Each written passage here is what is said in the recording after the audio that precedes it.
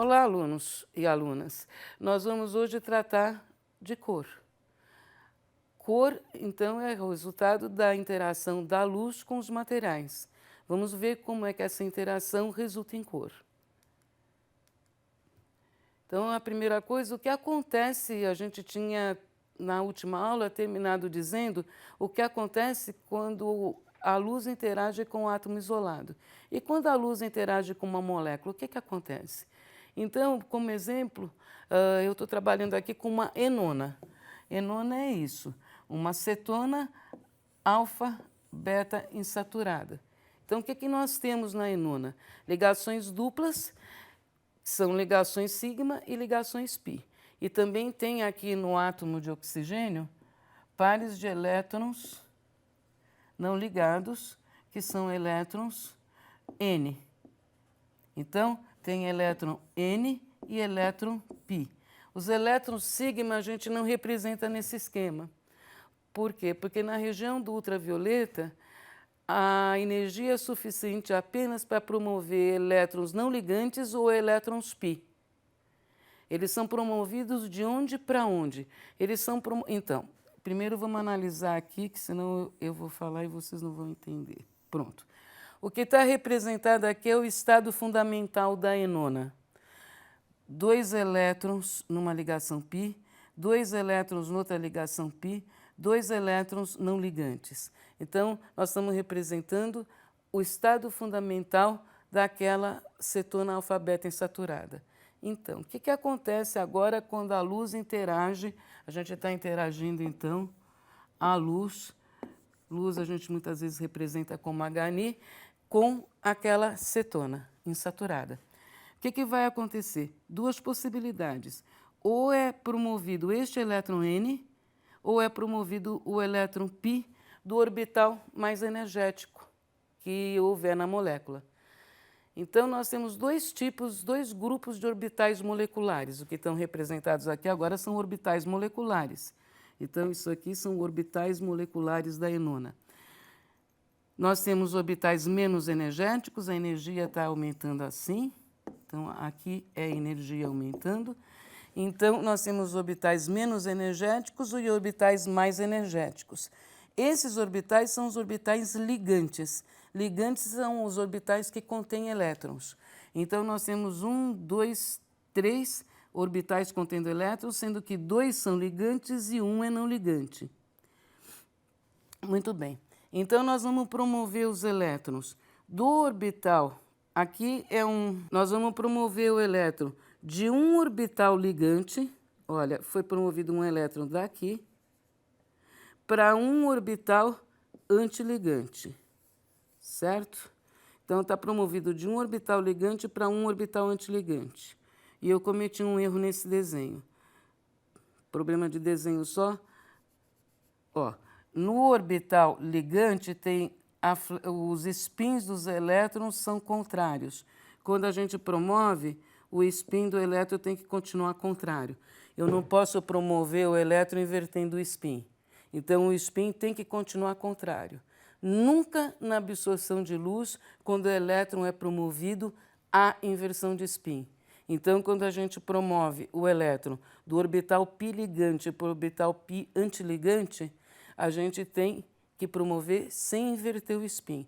Então, esse orbital aqui era o orbital antiligante e ele passa a ter agora um elétron. Então, esta representação aqui é uma representação de estado excitado. E essa aqui é uma representação de estado fundamental. Essa que a gente tinha olhado primeiro, onde os elétrons estão nos orbitais ligantes ou não ligantes. Qual que é a outra possibilidade? A outra possibilidade é que seja promovido de um orbital N para um orbital π. Estrela significa excitado. Então, nós temos orbital π estrela e orbital N. Vai ser uma transição N, π estrela. Reparem que a diferença de energia aqui, ó, o ΔE, é menor para a transição N, π estrela e maior para a transição π, π estrela. Então, existem 2 fótons possíveis de serem absorvidos. 1 para a transição π estrela, o lambda máximo é 218 e o epsilon é 11.000. E o outro para a transição nπ estrela, o lambda máximo é 320, o epsilon é 100. Epsilon está relacionada com essa expressão. Essa expressão é a expressão que relaciona a estrutura da molécula com a absorbância da molécula. A absorbância é a intensidade de energia que a molécula tem naquele ponto. Então, a absorbância é igual a epsilon vezes B vezes C. O que é epsilon? Coeficiente de absortividade molar. O coeficiente de absortividade molar reflete a facilidade da transição. Quanto mais fácil for a transição, melhor ou maior o epsilon. Então, reparem que a transição π estrela é muito mais favorecida do que a transição nπ estrela. Por quê? Porque a geometria dos orbitais π é mais semelhante do que a geometria dos orbitais n com o orbital π estrela. Portanto, a geometria favorece a transição π estrela e não favorece tanto a transição nπ estrela. Essa transição, em princípio, seria uma transição proibida pelas regras de seleção da mecânica quântica. Mas, portanto, as condições de contorno matemáticas que fazem com que nós possamos resolver o modelo diriam que essa transição não aconteceria. Entretanto, na prática ela acontece, porque a gente registra o espectro de absorção e tem uma banda pouco intensa, em 320 nanômetros. Mas reparem que a diferença é de 11.000 para 100. Então, quando o epsilon é menor do que 1.000, empiricamente, a gente diz que a banda é proibida. As bandas nπ estrela são bandas de transição proibida. B é o caminho óptico, ou seja, é a largura da cela que a luz está atravessando, normalmente em centímetros, normalmente 1 centímetro, e C é a concentração da solução em mol por litro. Então, se eu tiver uma solução que absorve na região do visível ou na região do ultravioleta, eu posso determinar a concentração da solução medindo a absorbância. Isso é o que fazem os colorímetros. Isso também é o que acontece em vários testes de laboratórios de análises clínicas que usam substâncias que absorvem na região do ultravioleta ou na região do visível como marcadores para determinar as concentrações que querem determinar, seja lá do que for que esteja sendo determinado. Então, são procedimentos que dão origem a espécies que absorvem na região do visível ou do ultravioleta, porque as absorções são específicas para cada espécie. Por isso que serve para análise clínica, por isso que serve para outros tipos de análise. Então, são compostos que, ao interagir com a luz, interagem especificamente e são métodos, dão origem, portanto, a métodos analíticos. E a cores também, se for na região do visível. Portanto, colorímetros que existem ou podem ser improvisados em alguns colégios usam deste princípio, da relação entre a intensidade de cor e a concentração do ponto que absorve na molécula, que é chamado de cromóforo. A carbonila e a dupla ligação são cromóforos. Aqui mostra o resultado de um cálculo. Esse cálculo tem esse nome. Então, hoje em dia, usando os modelos da mecânica quântica e computadores mais potentes, as equações podem ser resolvidas e dão origem a esse tipo de figura. Então, está exatamente mostrando aqui uma dupla ligação, os orbitais ligantes, e, aliás, um orbital π ligante, é esse, né? E reparem que aqui as cores diferentes simplesmente são para indicar a carga da função de onda. Então, carga positiva e carga negativa, isso é atribuído conforme você define. E aqui, quando o fóton é absorvido, a gente tem agora um orbital antiligante. Repara que no orbital antiligante a gente tem essa região, que é a região, digamos, de carga positiva. Para a gente ir da região de carga positiva de novo para a região de carga positiva, a gente passa pelo zero. E esse zero está entre os núcleos de carbono que estão ligados. Portanto, tem uma região onde não há possibilidade de existir elétrons entre os núcleos de carbono. Por isso, é um orbital antiligante. Existe uma região que a gente chama de nó, que representa a ausência de elétrons. E essa absorção é de um fóton de 170 nanômetros. Portanto, precisa de uma razoável energia para essa transição π estrela de uma dupla isolada. Conforme as duplas vão sendo conjugadas, então o delta de energia para a transição π estrela vai diminuindo, porque nós vamos ver logo na sequência. Aqui eu estou mostrando uma série de espectros de absorção para alguns compostos orgânicos.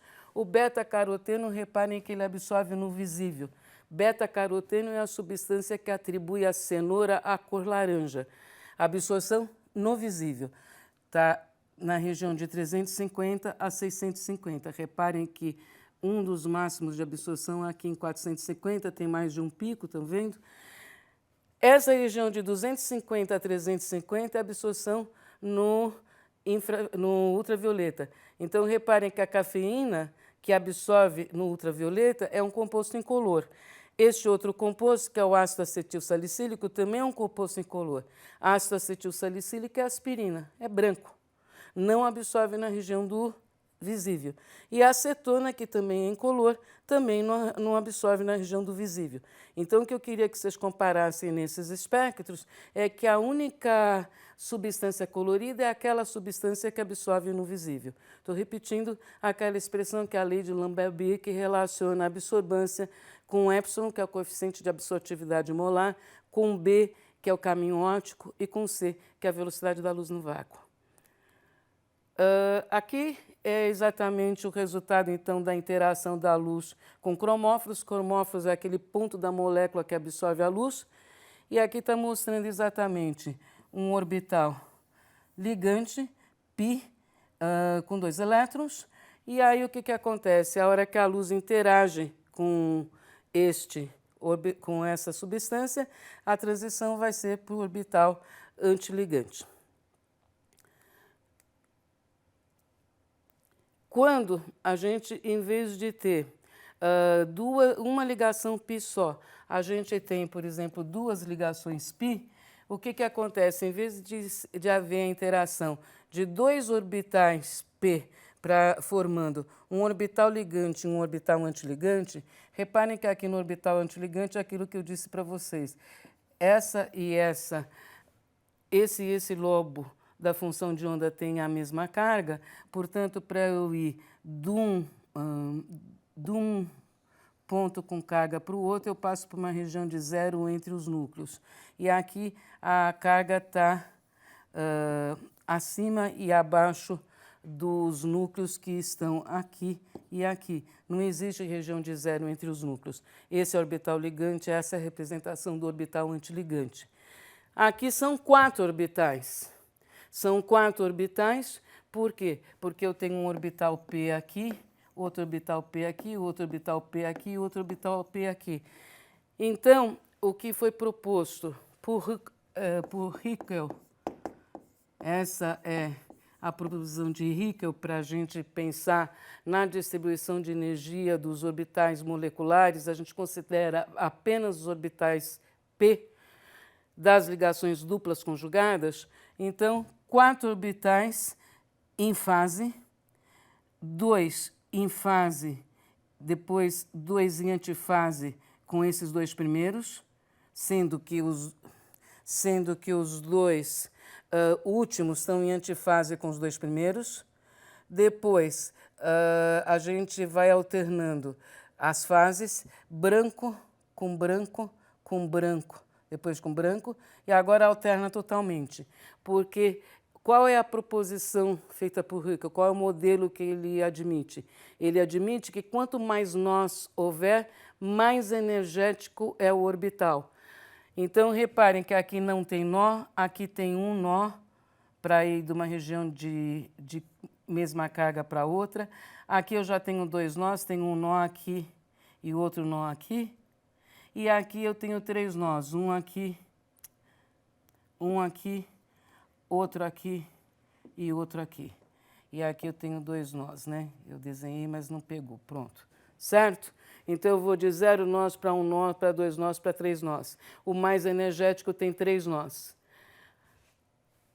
Quando eu distribuo os elétrons, a gente vai distribuir os elétrons sempre de orbitais ligantes para orbitais antiligantes. Então, os orbitais ligantes são os que estão preenchidos por elétrons. Quando a luz interage com o material, o que vai acontecer?